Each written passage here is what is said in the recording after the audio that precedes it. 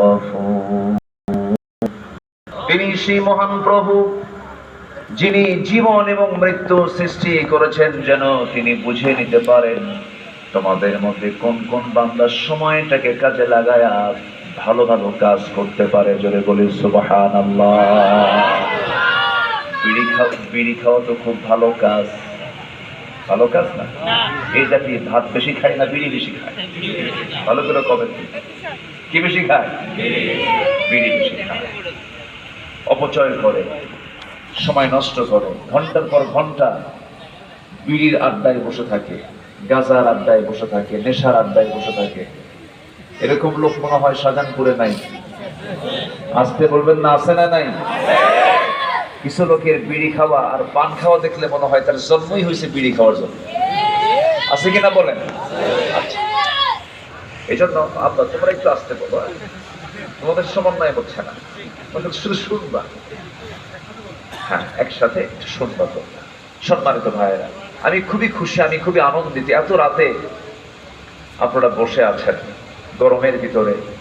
আমি খুব বেশি লম্বা সময় নেব না, আমি শুধু একটা সাবজেক্টকে আমি সামনে রেখে কিছু কথা বলতে চাচ্ছি। সেটা হলো আমাদের কাল কিন্তু দুইটা, অতীত বর্তমান ভবিষ্যৎ, এটা আমরা বইয়ে পড়েছি।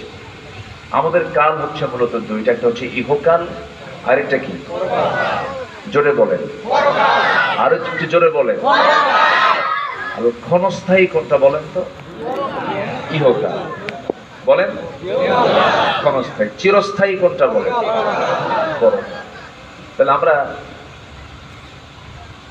কোনটার বেশি চিন্তা করব, ক্ষণস্থায়ী জীবনের না চিরস্থায়ী জীবনের?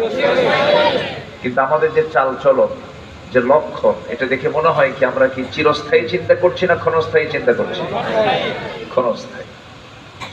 চিরস্থায়ী জীবনের চিন্তা যদি মাথায় থাকতো, জমির আইল ঠেলাঠেলি হতো না, অন্যের পুকুর দখল হতো না, সন্ত্রাসগিরি হতো না, চাঁদাবাজি হতো না, নেশা হতো না, জেনা হতো না, খুন হতো না, ধর্ষণ হতো না, একটাও হতো না। কারণ ওই বান্দার মধ্যে যদি থাকতো চিরস্থায়ী চিন্তা, তাহলে আমাকে আপনাকে ভালো হতে হলে, ভালো থাকতে হলে চিন্তা করতে হবে ইহকালে না পরকালে?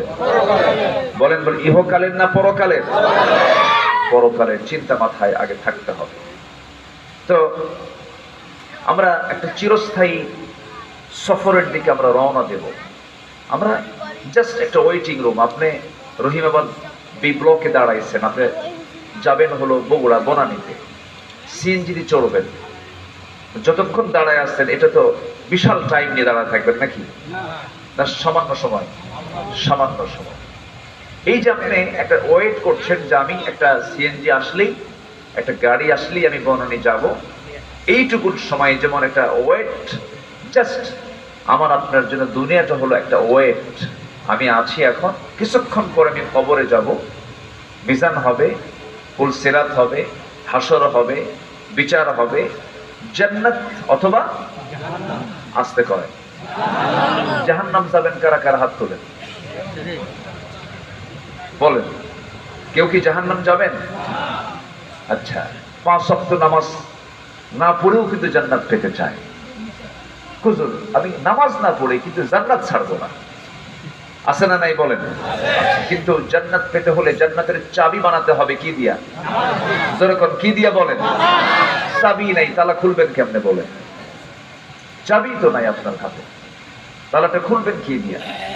তাহলে আমাদের চিন্তা থাকতে হবে ইহকালের না পরকালের? তাহলে দুনিয়ার দরকার নাই, আসতে কর। আবার বলতেছে আছে, দুনিয়ার দরকার আছে না নাই? আছে, কিন্তু দুনিয়ার দরকার আছে আখিরাতকে সামনে রেখে। কি সামনে রেখে বলেন? আখিরাতকে সামনে রেখে। আমি এই তো কয়েকদিন আগেই কাবাকে সামনে রেখে চতুর্দিকে প্রদক্ষিণ করতে হয়, তওয়াফ করতে হয়। যারা হাজি, যারা ওমরা করতে যান, তওয়াফ শুরু করেন হলো হাজের আসওয়াদের চুমু খেয়ে। হাজের আসওয়াদ একটা পাথর, এই পাথরে রাসূল চুমু খেয়েছেন, এটা সুন্নাহ, এটা জরুরি কিছু না। এটা চুমা না খেলেও তার ওমরা হজ হয়ে যাবে। তো চুমু খেয়ে একটা দোয়া রাসূল পড়েছেন, যারা পারেন ঠোঁট মিলিয়ে বলুন রব্বানা আতিনা ফিদ দুনিয়া হাসানাতাও ওয়া ফিল আখিরাতি হাসানাতাও ওয়া কিনা আযাবান নার। সবাই বলুন রব্বানা আতিনা ফিদ দুনিয়া হাসানাতাও ওয়া ফিল আখিরাতি হাসানাতাও ওয়া কিনা আযাবান নার। এখানে আখিরাত আগে না দুনিয়া আগে? হ্যাঁ, দোয়াটা চাইছেন কোনটা? রব্বানা আতিনা ফিদ, বলেন কোনটা আগে আসলো? দুনিয়া। দুনিয়া সুন্দর না হলে আপনার আখিরাত সুন্দর হবে কেমনে? দুনিয়াটা আপনি সাজাইছেন হলো সন্ত্রাসী দিয়া, দুর্নীতি দিয়া, আল্লাহওয়ালা মানুষকে ফাঁসির কাস্টে ঝুলাইয়া নিয়া দুনিয়াটা আপনি আপনার মতো করে সাজিয়েছেন। আপনার আখিরাত সুন্দর হবে না। দুনিয়া সাজাতে হবে কার আইন দিয়া? কার বিধান মতো দিয়া? আল্লাহর বিধান মতো দিয়ে। তাহলেই আখিরাতটা সুন্দর হয়ে যাবে। এই মাহফিলগুলো হতে দেয়নি, পারমিশন লাগতো। এই যে, তাই না, কত পারমিশন লাগতো, থানায় যাওয়া লাগতো, জুতার তলা ক্ষয় হয়ে যেত, মাহফিলের পারমিশন মিলতো না। বলতো যে মাহফিল মানে নাশকতার আশঙ্কা। কত কি করেছে, কত নাটক করেছে। মাহফিলগুলো দীর্ঘদিন বন্ধ ছিল। মূল মাহফিল একটা হতে দেয়নি। চট্টগ্রামের প্যারেড ময়দান বন্ধ ছিল, সিলেটের আঞ্জুমানে খেদমতে কোরআনের মাহফিল বন্ধ ছিল। মাহফিল বলতে যে ব্র্যান্ড মাহফিলগুলো সব, এরা মাহফিলকেও তারা জেলখানায় ঢুকাইছিল। আসতে পারে কেন? মাহফিলও বন্ধ ছিল, মাহফিলকে ক্লোজ করে দিয়েছিল। কিছু কিছু হাতে গোনা কিছু মাহফিল, ছোটখাটো কিছু মাহফিল ছিল, তাও অনেক কন্ডিশন, অনেক শর্ত জড়িয়ে দিয়েছিল। যারা কোরআনকে অচল করতে চেয়েছিল, আজকে তারা অচল হয়ে দেশ থেকে বিতাড়িত হতে বাধ্য হয়েছে। তাহলে একটা বিষয় ক্লিয়ার, কোরআনকে অচল করতে যাবে যারা, তারাই অচল হয়ে যাবে। আসতে কন কেন? অচল অচল কে করে দিয়েছেন? আসতে বলেন, কে করে দিয়েছেন? আল্লাহ করে দিয়েছেন। আমার বন্ধুগণ, দেশের মানুষ ভালো হয়ে যাবে র‍্যাব দিয়া, সিতা দিয়া, কোবরা দিয়া, প্রশাসন দিয়ে মানুষকে কখনো ভালো করা যাবে না। মানুষ ভালো হবে প্রশাসনের ভয়ে না, আল্লাহর ভয়ে। কার ভয়ে ভালো হবে? আল্লাহর ভয়ে ভালো হবে। জাহান্নামের চিন্তা করবি, জাহান্নামের ভয়াবহতার চিন্তা মাথায় চলে আসবে যখন সে খারাপ কাজের দিকে যেতে পারবে না, হারাম কাজ করতে পারবে না।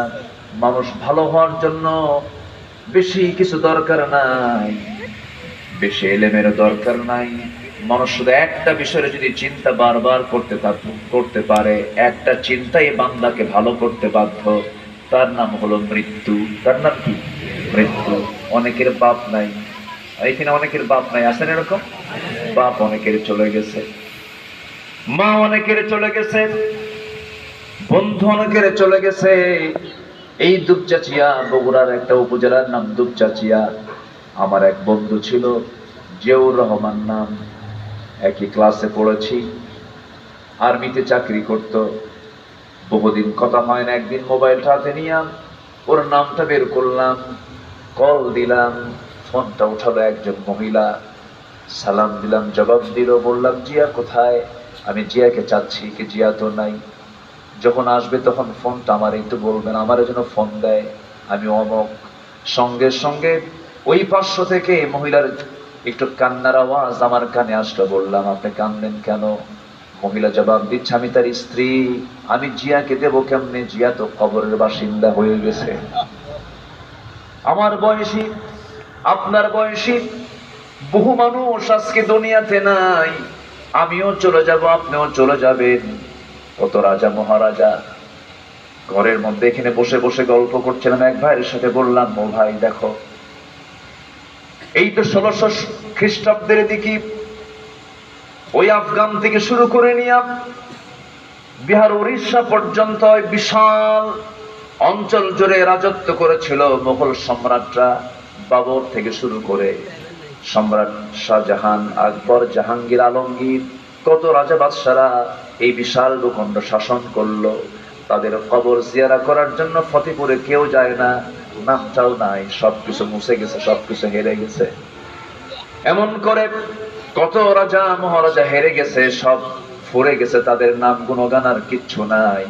আমি একদিন চলে যাব, আমাকেও ভুলে যাবে মানুষ, কিন্তু আমাকে যিনি ভুলবেন না, কখনো ভুলতে পারেন না, তিনি আমার কে? তিনি আমার কে? যুবক, বিয়ে করছো তুমি নতুন, সুন্দরী বউ তোমার ঘরে, সোনার সংসার, সাজানো সংসার, হঠাৎ করে তুমি বিপ্লব থেকে বেড়ানোর জন্য তুমি কোথাও চলে গেছো হুন্ডায় চড়ে, হঠাৎ করে হুন্ডা বাইক অ্যাক্সিডেন্ট করে তোমার মৃত্যু হয়ে গেল 3 বছরের মাথায়। বাচ্চা একটা হয়েছিল, মরে গেছো, সন্তানটা এতিম হয়ে গেল, বউটা বিধবা হয়ে গেল। যে বউটার কাছে তুমি একদিন না গেলে পরে ঘুম হয় না, মরে গেছো তুমি, সেই দিনটা তার, তোমার বউটা কাঁদবে, অজ্ঞান হয়ে যাবে, কিন্তু 3 দিন পরে এই কান্নার থাকবে না, 7 দিন পর আরো থাকবে না, মাসখানেক পরে তার মুখে হাসি ফুটবে। তোমার শ্বশুর বাড়ির লোকজন তোমার বউটাকে নিয়ে চলে যাবে, 6 মাস যেতে দেবে না, ওই সুন্দরী বউটার অন্যত্র বিয়ে হয়ে যাবে। বিয়ে হওয়ার পর যে বউটা তোমার জন্য দিওয়ানা, এত মহাব্বত ভালোবাসা, সেই বউটাই 6 মাস পরে নতুন স্বামী পাওয়ার পর পরের দিন তোমার শ্বশুর শাশুড়িকে জানায় দিবে, মা তোমরা আমার বিয়ের ব্যাপারে যে সিদ্ধান্ত নিয়েছো, সঠিক সিদ্ধান্ত নিয়েছো, এই স্বামীটা আমার আগের স্বামীর চাইতে আরো ভালো। আপনার পর্ব শেষ, কেউ আপনাকে মনে রাখবে না, সব আপনাকে ভুলে যাবে, সব আপনাকে মাইনাস করে ফেলবে, কবরে আপনাকে দাফন করে আসবে, এরপরে ভুলে যাবে মানুষ। কিন্তু একটা সেকেন্ডের জন্য, একটা মুহূর্তের জন্য যিনি আমাকে কখনো ভুলতে পারেন না, ভুলবেন না, তিনি আমার কে? আল্লাহ ছাড়া কোন উপায় আছে না? জীবন দিয়েছেন কে? আবার মৃত্যু দিবেন কে? আমাকে সবচেয়ে ভালোবাসেন তিনি আমার কে? আমাকে সবচেয়ে কে বেশি ভালোবাসেন? আমি নামাজ পড়ি না, তাও আল্লাহ পাক আমার অক্সিজেন দেন। আমি আল্লাহর আইন কি, আল্লাহর বিধান কি আমি মেনে চলি না, তাও আল্লাহ আমাকে সুস্থ রাখেন, আমার সব চাহিদা পূরণ করেন। আল্লাহ পাক আমাকে মাফ করার জন্য ব্যাকুল হয়ে যান। আল্লাহ বলেন, বান্দা তুই যখন আমার দিকে 1 হাত আগাস, তুই কে জানিস আমি তোর দিকে 10 হাত আগাই। বান্দা তুই যখন আমার দিকে হেঁটে হেঁটে আসিস, আমি তোর দিকে দৌড়ায় দৌড়ায় যাই। আমি তোকে মাফ করতে চাই বান্দা। কোন বান্দা যখন আল্লাহকে খুশি করার জন্য, যখন ওযুর নিয়তে যখন সুন্দর করে 2টা হাত ধৌত করে, হাতের সুগরা গুণগুলো মাফ হয়ে যায়। মুখমণ্ডল যখন ধৌত করে, মুখের গুণাগুলো মাফ হয়ে যায়। 2 হাত যখন ধৌত করে, 2 হাতের সুগরা গুণাগুলো মাফ হয়ে যায়। মাথা যখন মাসে করে, মাথার সুগরা গুণাগুলো মাফ হয়ে যায়। বান্দা যখন 2 পা ধৌত করে, পায়ের গুণাগুলো মাফ হয়ে যায়। বান্দা যখন ওযু বানায়া মসজিদের দিকে যখন রওনা দেওয়া শুরু করে, প্রত্যেকটা কদমে কদমে 10টা করে নেকি লেখা শুরু হয়ে যায়। বান্দা যখন নামাজে দাঁড়ায়, আল্লাহ বান্দার সামনে দাঁড়ায়া যায়। আল্লাহ আমার সামনে কখন দাঁড়ান? বলেন বলেন, কোন সময়? নামাজে। কয়বার? 5 বার। আচ্ছা কয়বার বলেন? আমার আল্লাহকে পাওয়ার জন্য 5টা নাম্বার মনে রাখবেন। কয়টা নাম্বার? 5টা নাম্বার মনে রাখবেন। 5টা নাম্বার, 5টা ওয়াক্তের 5টা ফরজ। নাম্বার 1 হলো 2, নাম্বার 2 রাকাতের হলো 4, এরপরে হলো 3 ওয়াক্তের হলো 4, এরপরে 3, এরপরে 4। কয়টা ফরজ হলো বলেন? 5টা ফরজ হলো। ফজরের কয় রাকাত? যোহরের কয় রাকাত? আসরের কয় রাকাত? মাগরিবের কয় রাকাত? এশার কয় রাকাত? 2 4 4 3 4। এই 5টা নাম্বারে যদি সঠিকভাবে যদি আপনি ডায়াল করতে পারেন, সারা জীবন যদি ফোন নাম্বারটা যদি আপনার ঠিক থেকে থাকে, আল্লাহর সামনে যদি আপনি দাঁড়াতে পারেন, আল্লাহর কসম, এপারে দুনিয়া ওপারে জান্নাত। জোরে বলি সুবহানাল্লাহ। সবাইকে রাজি আছেন? ইনশাআল্লাহ। সবাইকে এই নাম্বারগুলো খুঁজে নেবেন? সবাইকে নামাজ পড়তে রাজি আছেন? এটা হাত তুলে দেখেন তো দেখি, হাত তুলে দেখেন তো দেখি। জোরে বলি ইয়া আল্লাহ। 5 ওয়াক্ত নামাজ আমরা কোনোদিন ছাড়বো না। আল্লাহ কবুল করো, জোরে বলি আমিন। হাত নামা। কষ্ট দিলাম মনে হয়, কষ্ট দিলাম। আপনি কোরআনকে প্রশ্ন করুন, কোরআন বলো তো জাহান্নামে যে যাবে বান্দা, এর মধ্যে 1 নম্বর কারণ কি? কোরআন বলে দাও। কোরআন কি বলতে পারে না? কোরআন কি বলতে পারে না বলেন? সব বলতে পারে। কি প্রশ্ন করবেন আপনি? আপনার প্রশ্ন শেষ হবে, আপনি ক্লান্ত হয়ে যাবেন, কোরআন জবাব দিতে সর্বক্ষণ প্রস্তুত থাকবে। জোরে বলেন সুবহানাল্লাহ। কোরআনকে প্রশ্ন করুন, কোরআন বলো জাহান্নামে যাওয়ার কারণগুলো কি কি? কোরআন সুন্দর করে জবাব দিচ্ছে, আনিল মুজরিমিনা মা সালাকাকুম ফি সাকার قالوا لم نك من المصلين ولم نك نطعم المسكين وكنا نخوض مع الخائضين। জাহান্নামে যাবার 4টা কারণ। জাহান্নামীরা বলবে আমরা 4টা কাজ করে আসি না। এর মধ্যে 1 নাম্বার হলো আজান শুনেছি, মুয়াজ্জিন আজান দিয়েছে, কিন্তু মসজিদে আমরা কখনো হাজির হই নাই। এমন লোক বুঝে বাংলার জমিনে একটাও নাই। শাহজাদপুর আরো নাই, আসতে বলে। এই গ্রামে নাই, আসতে বলে। আছে না নাই? জাহান্নামে যাবার 1 নম্বর কারণ হলো আজান শুনেও যারা কি কোথায় যায় না? কোথায় যায় না বলেন? নামাজে যায় না। তাহলে নামাজ কি সবাই পড়তে রাজি আছেন? কয় ওয়াক্ত নামাজ? 5 ওয়াক্ত নামাজ। এই হুকুমটা কার? এই হকটা কার? বলেন নামাজ এই হকটা কার হক? আল্লাহর হক। আল্লাহ কি আমাকে দিতে কোনো কিছু বাদ দিয়ে রেখেছেন? আল্লাহ আমাকে যা দিয়েছেন আপনার কাছে কি এটা অপূর্ণ মনে হয়? আমাকে আল্লাহ যা দিয়েছেন কোনো অপূর্ণতা নেই। সেদিন এক ক্যান্সারের রোগী ক্যান্সার হয়েছে, তাকে বলা হলো আচ্ছা বলো তো তোমার প্রাপ্তিটা কি? সে বলছে সেই লোকটার চাইতে বড় সুখী কি হতে পারে? সেই লোকটার চাইতে বড় ধনী কি হতে পারে যে তার জীবনটাকে সুস্থভাবে রাখতে পেরেছে? যে সুস্থ মানুষ, এর চাইতে বড় নিয়ামত পৃথিবীতে আর কিছুই থাকতে পারে না। এবং সে বলছে সে যদি সুস্থ থাকতে পারে আল্লাহর কাছে তার আর কোনো অভিযোগ থাকার কথা না। গোটা পৃথিবী আপনার নামে দলিল হলো, কিন্তু আপনার ক্যান্সার হয়েছে, লাভ আছে বলেন? লাভ নাই। আল্লাহ পাক আমাকে আপনাকে হসপিটালে না রেখে আমাকে সুস্থ রেখেছেন। যুবকরা, বুড়া হওনি, বুড়া হলে পরে রুকু করা যায় না, বুড়া হলে পরে সেজদা দেওয়া যায় না। যুবক তুমি কি জানো তোমার এই যৌবন বয়সের সেজদা আল্লাহর দরবারে কত পছন্দের? তুমি যখন সেজদা দাও তখন আল্লাহ বলেন তোর জন্য আমি জান্নাতের বাজেট পাস করছি। জোরে বলি সুবহানাল্লাহ। মানুষ ভালো হবে একটা চিন্তা করলে সেটা হলো মৃত্যুর চিন্তা। কিসের চিন্তা বলেন তো? মৃত্যুর চিন্তা। আমার দেশের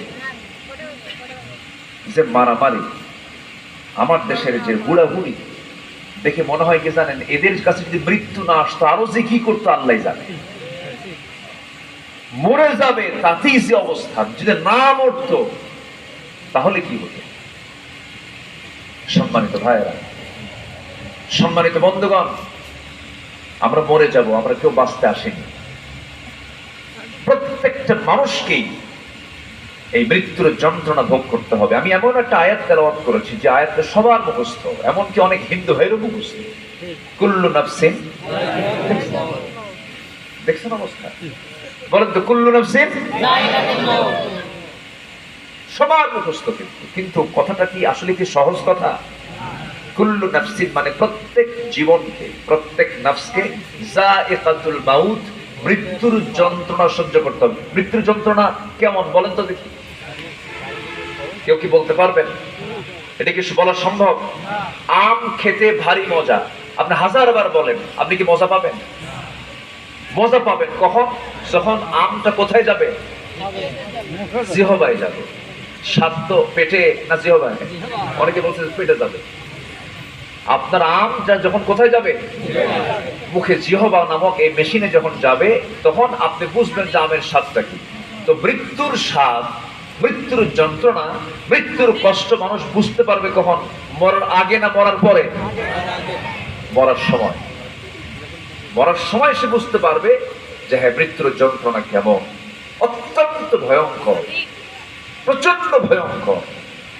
বিশ্বের সেরা মানুষ মুহাম্মদ সাল্লাল্লাহু আলাইহি ওয়াসাল্লাম, তার সমান মর্যাদার কোন মানুষ পৃথিবীতে কোনোদিন আর কি আসবে? তিনি শুধু মানুষের মধ্যে শ্রেষ্ঠ নন, নবীদের মধ্যেও শ্রেষ্ঠ। যেরকম সুবহানাল্লাহ। আমার নবী আরশে আজিম সফর করেছেন। প্যালেস্টাইন এক রাতের আধারে আজ থেকে ১৫০০ বছর আগে মক্কা মুকাররমা থেকে মসজিদ আকসায় তিনি গিয়েছেন। এই রাতের ভ্রমণ তিনি করেছেন। আল্লাহ পাক তাকে খুব দ্রুতগামী যানবাহনে ভ্রমণ করিয়েছেন। বাইতুল আকসায় যখন গেলেন, আল্লাহ তাআলা নবীর সম্মানে সকল নবীকে সেই দিন বাইতুল আকসায় উপস্থিত করলেন। সব নবী, আদম থেকে শুরু করে ঈসা পর্যন্ত সব নবীকে হাজির করায়া নবীর সামনে পরিচয় করে দিলেন। জিবরিল আমিন বলছেন, ইয়া রাসূলুল্লাহ, আজকে 2 রাকাত নামাজ হবে। এই 2 রাকাত নামাজের নেতৃত্ব দিবেন আপনি মুহাম্মদ সাল্লাল্লাহু আলাইহি ওয়াসাল্লাম। তাহলে আমার নবীর দাম সবচেয়ে কম না সবচেয়ে বেশি? সেই মহামানব মৃত্যুর সময় তিনি বলছেন, দেখো মৃত্যু কেমন কষ্টকর। আমার নবীজি রবিউল আউয়াল মাস, সোমবার চলে এসেছে। রাসূল দুনিয়া থেকে বিদায় নেবেন। রাসূলের মৃত্যুর সময় যখন ঘনিয়ে এসেছে, একবার হুঁশ একবার বেহুঁশ, রাসূল মারা যাবেন, ইন্তেকাল করবে। এমন সময় রাসূল বারবার তিনি 2 অঞ্জলি ভরে পানি পূর্ণ করে মুখে মারতেছেন, বারবার মুখে মারতেছেন, কষ্ট হচ্ছে। আর বলছেন, লা ইলাহা ইল্লাল্লাহ ইন্না লিল মাউতি সাকারাত। আল্লাহ ছাড়া কোনো ইলাহা নাই, মৃত্যুর যন্ত্রণা বড় ভয়ঙ্কর। খুব কষ্ট পাচ্ছিলেন। মালাকুল মউত নবীর দরবারে বসে গেলেন, অনুমতি নিলেন, বসলেন, নবীর বুকের উপরে হাতটা রাখলেন আর বলছেন, ইয়া রাসূলুল্লাহ, আল্লাহর কসম করে বলে আপনার জানটা খুব সহজ করে কবজ করব। আমার নবীজি হাত সরাইয়া দিলেন, সরাইয়া দিয়ে বলছেন, মালাকুল মউত, তুমি আমার জানটা সহজ করে কবজ করবে, কিন্তু তোমার হাতটা যখন আমার বুকের উপরে রাখলাম, আমার কাছে মনে হলো শুধু তুমি তোমার হাতটাই রাখো নাই, 10 মাইল লম্বা উহুদ পাহাড় যেন তুমি আমার বুকে চাপায়া দিয়েছো। আবার হাত রাখা হলো। রাসূল বলছেন, হাতটা সরাও। আমার কাছে মনে হলো গোটা আসমান আমার বুকে চাপায়া দিয়েছো। আবার হাতটা রাখা হলো। রাসূল চিৎকার মেরে বলছেন, মালাকুল মউত, আমার কাছে মনে হলো যেন গোটা আসমান জমিন আমার বুকের উপরে চাপায়া দিয়েছো। এই যদি হয় মৃত্যুর যন্ত্রণা, যাতনা, সব কষ্ট, সব যন্ত্রণা আমাকে দিয়ে দাও, কিন্তু মৃত্যুর সময় আমার উম্মতের এত কষ্ট হবে, আমি তার নবী হয়ে কখনো সইতে পারবো না রে। রাসূল দুনিয়া থেকে বিদায় নিচ্ছেন, কি কষ্ট হচ্ছে তার মতো মানুষের। আমার নবীজি বলছেন, আয়েশা, যে কোনো মুহূর্তে আমার ইন্তেকাল হয়ে যাবে। আমার সাহাবী বেলাল তো আযান দিল, মসজিদে নামাজ পড়া দরকার, নামাজের কি খেয়াল দেখেন। মৃত্যুর সময় পর্যন্ত এক ওয়াক্ত নামাজ কাজা হয়নি, যার তিনি হচ্ছেন মুহাম্মদ সাল্লাল্লাহু আলাইহি ওয়াসাল্লাম। একবার হুঁশ একবার বেহুঁশ। আযান যখন হয়ে গেছে, তিনি নিজেই শক্তি খাটায় পায়ের শক্তি প্রয়োগ করে দাঁড়াতে চেষ্টা করলেন, পারলেন না, মাথা চক্কর মেরে পড়ে যেতে নিলেন। আম্মা জান আয়েশা সিদ্দিকা রাদিয়াল্লাহু তাআলা হাসতে করে তাকে ধরলেন, শোয়া দিলেন। রাসূল বলছেন, আয়েশা, বুঝতে পেরেছি জামাতে নামাজ আর আমি পড়তে পারবো না, আমার কোমর চলে গেছে।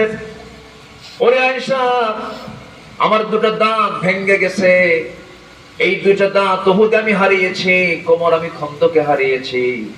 অথচ যে নবীর দাম, যে নবীর সম্মান আল্লাহ পাক এত বেশি দান করেছেন। রাসূল যখন ওই মক্কার মরু অঞ্চলে যখন হাঁটতেন, তপ্ত বালুতে প্রচুর তাপ সৃষ্টি হতো। ওই প্রচন্ড তাপের ভিতরে রাসূল যেন কষ্ট না পান, আল্লাহ রাব্বুল আলামিন আমার রাসূল যে দিক দিয়ে হাঁটতেন, আকাশের নিচে, সূর্যের নিচে এক খণ্ড মেঘ আমার নবীকে ছায়া দিত। যেরকম সুবহানাল্লাহ। আমার নবীজি,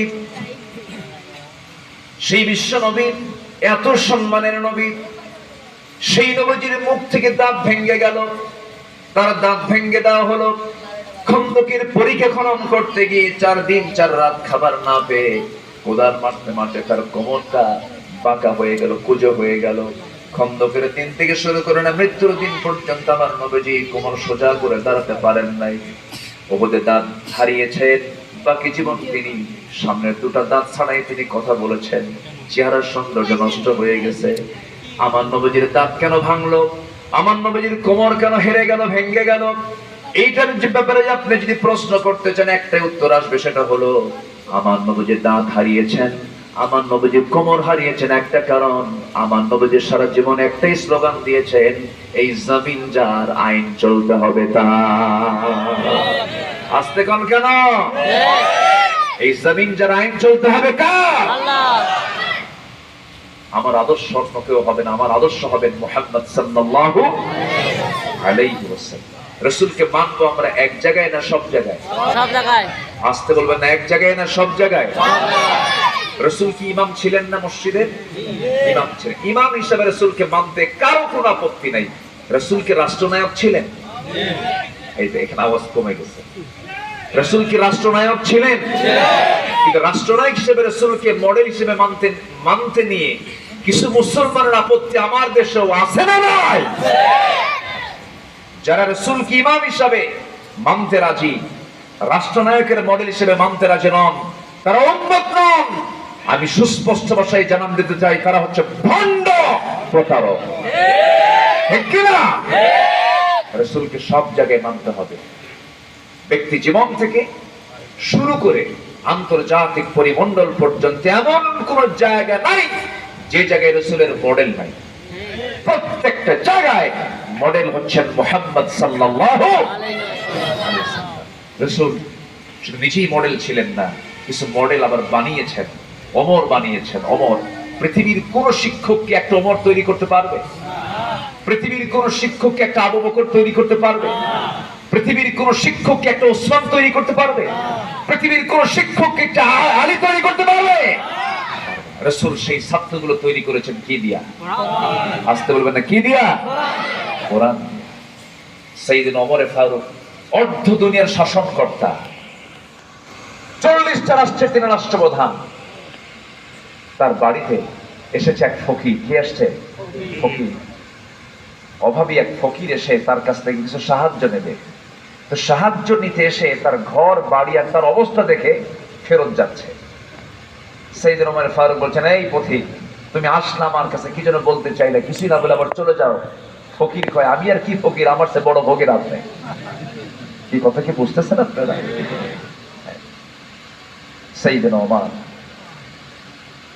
রাতের বেলা খুঁজতেছেন, জনগণকে দেখতেছেন, জনগণ আমার কেমন আছে। একা একা ঘুরতেছেন, কিন্তু একদিন দুজনকে সাথে নিয়ে গেলেন। একজন ছিলেন সাইয়েদনা আলী, সাথে নিয়ে গেলেন। এক প্রত্যন্ত অঞ্চলে এক বুড়ি মহিলা বসে আছে, বুড়া মানুষ। সালাম দিয়ে বললেন, মা আপনি কেমন আছেন? মহিলা বলতেছে, ভালো থাকবো কেমনে, আমার দেখার কেউ আছে? কেউ তো দেখতে আসে না। ওমর একটা শাসক, শুনেছি ওমর নাকি একজন শাসক আছে, খলিফা আছে, সেও তো দেখতে আসে না। সাইয়েদনা ওমর ফারুক বলছেন, অনেক দূর তো মা, প্রত্যন্ত অঞ্চল আপনি থাকেন, এত দূর কি আসা যায়? কষ্ট হয়তো।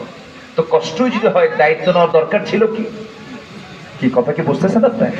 কার সামনে কয়? বলেন, কার সামনে বলে? ওমর ফারুকের চোখে পানি চলে আসছে, কেঁদে ফেলছে। কেঁদে ফেলে বলছেন, মা আপনি কি ওমরের উপরে রাগান্বিত নাকি? হ্যাঁ আমি রাগান্বিত। কেন? আমাকে দেখতে আসেন, আমার খোঁজ নেয় না, আমি বুড়ি মানুষ। এবার তিনি বলছেন, মা ও মা, আপনি যে অভিযোগটা দিলেন, এই অভিযোগটা আপনি তুলে নিবেন, আপনাকে কিছু বিনিময় দেব। মহিলা বলছে, মজা করো নাকি? না, রিয়ালি বলছি। এই পর্যায়ে চুক্তি পর্যন্ত হয়ে গেল। 25 দিরহাম দেওয়া হবে, 25 দিনার দেওয়া হবে। 25 দিনার তিনি তাকে দিলেন এবং দূর থেকে ডাকতেছেন, ও আলী এদিকে আসো। আলী যখন নাম ধরে ডাক দিয়েছেন, আর সাইয়েদনা আলী বলছেন, আমিরুল মুমিনিন আমি আসতেছি। মহিলা জিহ্বায় কামড় মেরে চিন্তা করতেছে, আরে এতক্ষণ ধরে যার সঙ্গে কথা বললাম সে লোকটাই তো ওমর, আমি কত বড় বেয়াদবি করে ফেলেছি। এবার মহিলা বলছে, ওমর বুঝতে পারেন, আমারে মাফ করে দাও। ওমর ফারুক বলছেন, না মা, আপনি কোনো বেয়াদবি করেন নাই। আপনি যে আমার কাছ থেকে 25 দিরহাম নিয়ে সমস্ত অভিযোগগুলো তুলে নিলেন, আমি আপনার কাছ থেকে লিখিত করে নিতে চাই। কিভাবে লিখিত করবেন? এই আলী কাগজ নিয়ে আসো। নিয়ে আসা হলো। নিজের গায়ের কাপড় ছেঁড়া হলো, সেই গায়ের কাপড়ে লিখে নিলেন। ওই মহিলা বলতেছে আমার ওমরের বিরুদ্ধে কোনো অভিযোগ নাই, এই অভিযোগ নাই, এই জিনিসটা লিখিত আকারে পাশ করে নিয়ে সেই কাগজটা নিয়ে চলে গেলেন বাড়িতে। সন্তানদেরকে ওসিয়ত করলেন, শোনো আমার সন্তানরা, আমি যেদিন মরে যাব, মরার সময় আমার শরীরের সাথে যে কাফনটা তোমরা লাগায় দিবা, সেই কাফনের সঙ্গে তোমরা এই কাগজটা দিয়ে দিবা। এই কাগজটা নিয়ে কিয়ামতের দিন আল্লাহর সামনে হাজির হয়ে বলবা, আল্লাহ আমার জনগণের পক্ষ থেকে আমার বিরুদ্ধে কোনো অভিযোগ নাই, তুমি আল্লাহ আমারে মাফ করে দাও। জোরে বল সুবহানাল্লাহ। এমন একটা ওমর আমার দেশে আসুক, সবাইকে চান? আস্তে কর, সবাইকে চান? আমরা কাকে চাই? ওমরের মতো মানুষকে চাই।